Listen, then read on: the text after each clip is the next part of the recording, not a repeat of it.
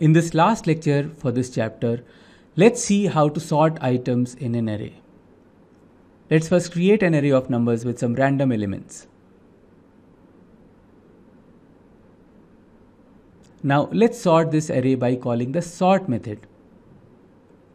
And the result is not what we expect. Well, by default, JavaScript sorts by ascending order of the alphabet, or in the lexicographical or dictionary order. So alphabetically speaking, we get this order: 2, then 34, then 5, then 6, and then 67, and then 8. Because this is how numbers would have appeared had they been a part of a dictionary, right? So this is a default behavior. But what if we want to sort numbers as regular numbers? Well, we can tell JavaScript how to sort by passing a comparator function which takes two items as a parameter.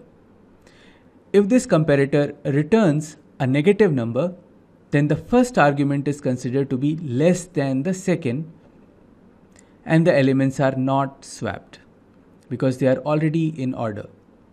If it returns 0, then both arguments are considered to be equal.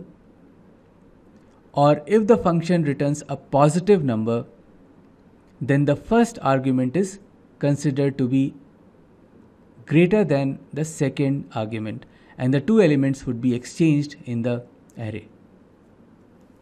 Let's use it in our example of sorting these numbers. So let's write a function and call it numComparator, which takes two parameters. Let's name them a and b. So if we return a minus b, it will return a positive value if a is greater than b, which means that the exchange of elements will happen. If a is less than b, then the expression a minus b evaluates to a negative value, in which case no exchange happens.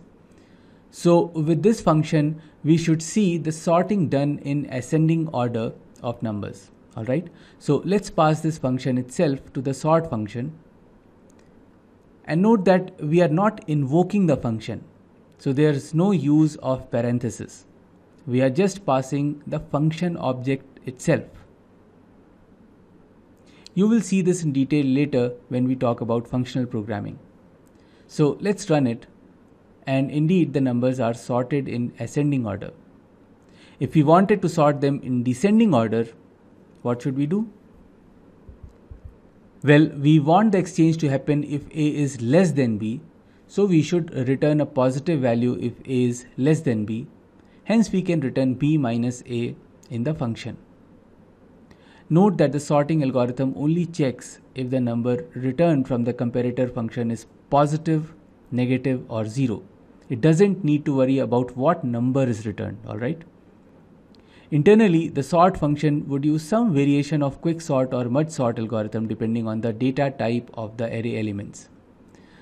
There is no need to get into that in this course. If you had your own custom types instead of numbers, you can just write a comparator function which will tell the sort method how to compare two elements in the array, so that it can be used to sort the array.